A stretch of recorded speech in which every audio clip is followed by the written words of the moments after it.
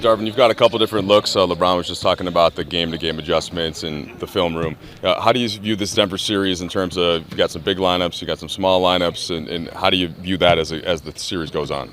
Well, I'm thankful that we have a versatile group, a versatile roster ourselves, a lot of capable players, and then just have to take it game by game. Come out game one, can't over-speculate.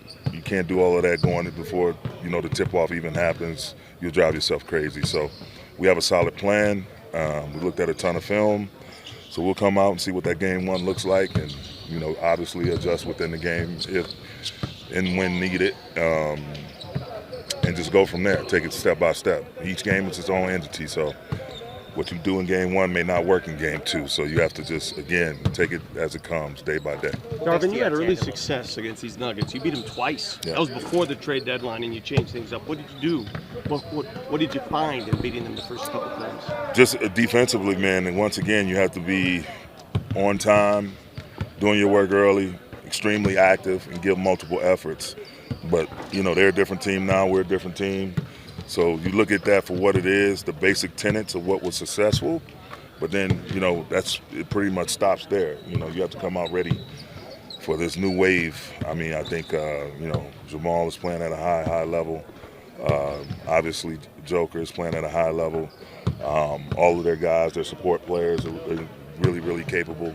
MPJ, KCP, Jeff Green, Bruce Brown, who I think is a huge X factor for them and what he's able to do and how versatile he is on the basketball floor. So we have our work cut out for us. And again, the biggest thing is us not, being a step slow, just coming out, playing on our toes, not on our heels, and being ready to give multiple efforts. With as much movement as there was in the West, the Nuggets were pretty well at the top the whole back half.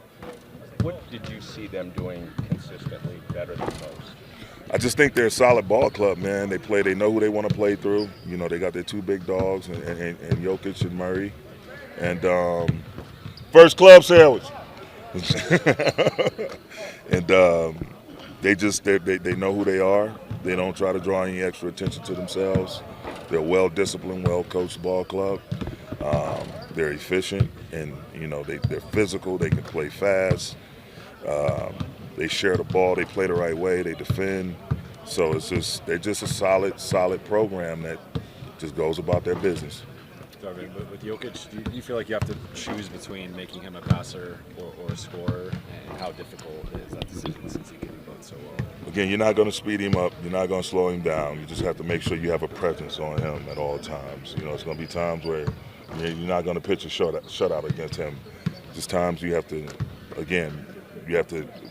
withstand his passing, withstand his scoring, but you just try as much as possible to put him in a position where, it creates indecision and gets them to be off balance a little bit when possible. Darvin, you mentioned the effectiveness of Dwight in the 2020 Western Conference Finals. Obviously, Dwight's playing in Taiwan right now, but do you have anybody on your roster that you feel like could play some type of role similar to what Dwight did in that series? Yeah, we have a couple of guys.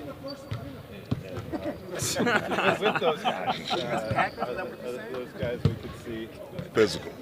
I wouldn't call it hacking. Physical. We saw certainly in the last round, in particular, you were ready to change up your rotation that you had been going with. Is that something that you keep in mind for the game? Oh, absolutely. I mean, it's just you can't. Again, I said it early. Like you have to throw your feelings out the window. It's all about everyone that's in with that Laker uniform on, that Laker representation. We have to do what's best for the Lakers, not any particular individual. And if it calls to us changing up the lineup or someone having a prominent role early in the series, that as the series wears on, gets reduced, then it is what it is. We have to do what's best to put ourselves in a position to be successful. So that's why you try to build. Rob did an outstanding job. The players we identified that could come in and help us. You got to have a roster full of capable players, and we feel like we have that. So any particular number we call, we feel like we're going to get good results. LeBron, you gave some brief thoughts on Denver after the Game 6 win. Just wonder what you've identified as kind of the most important thing and how you've seen them change a little bit from the team that you played in the 2020 Western Conference Finals. I mean, they're a better team. Obviously more experienced. Every game, every postseason, every matchup allows you to continue to grow as a franchise, as a team, and they've done that. We come in with the utmost respect for this team that we're challenged against and playing against. So look forward to the matchup. You and AD together, 6-1 in playoff series. The loss was when AD got hurt in Game 4 against Phoenix. Just wondered, what's the difference for you guys between a series, getting to figure out matchups, exploiting how you're going to play, versus just a regular season concept? It's all boiled down to health with myself and AD in this franchise since we joined each other 5 years ago, or was it 5, 6, 4 years ago? 4 years ago. So it's always come down to health. You have a familiar face with KCP in this series. What makes him an effective player, a winning player? His energy. His energy is second to none. He plays at a high level every single game. His availability. He's always in uniform, and that's what separates him from a lot of guys in our league.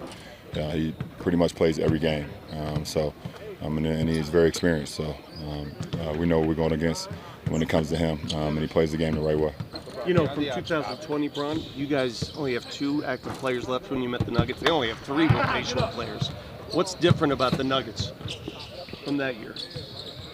They're better, but they were great then, and they're great now. But I think Joker has gotten 2 more years under his belt. Jamal has gone back to his regular form after the injury, and the rest of those guys have been playing exceptional basketball. So, they're good. They're really good team. How has Jokic evolved in the last couple of years, 3 years in his game? Would you say? He just continued to get better. Beyond the obvious part of needing to get 4 wins to win a series, how do you feel like going to Memphis and winning a game, going to San Francisco and winning a game, helped you out in the first 2 rounds?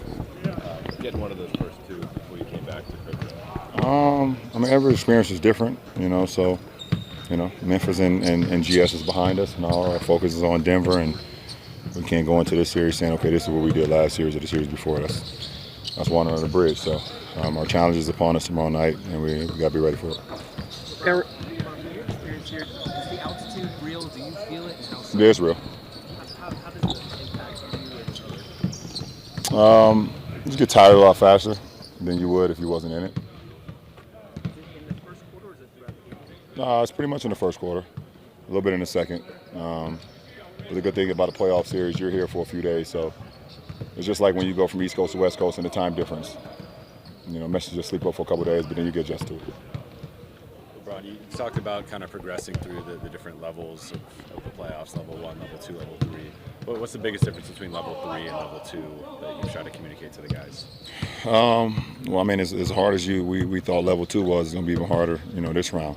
And that doesn't take anything away from GS because that was, I know I've had my battles with that franchise, so I know how hard it is. But as you continue to get up into the numbers, and like you said, level 3 is just a very difficult challenge. Both teams are, one step away from having an opportunity to play for what they started in the beginning of the year, and that's to play for the Larry O'Brien Trophy. So it becomes very challenging. You guys have made a couple of big adjustments within the course of a series. Just wonder what it's been like with you and the coaching staff as you get in the film room. All right, this is what we saw on the floor in this game. How much of that are you and Darvin and the coaching staff going back and forth? That's what it's all about. Being able to make adjustments in between games and within the game as well. Because you come into a series, everyone knows everyone. It's not like you come in with new offensive sets and new defensive sets and things of that nature and new personnel. It's the same personnel that's been there, but being able to make adjustments, timely adjustments within the game, in between games, is very helpful to both, for our ball club.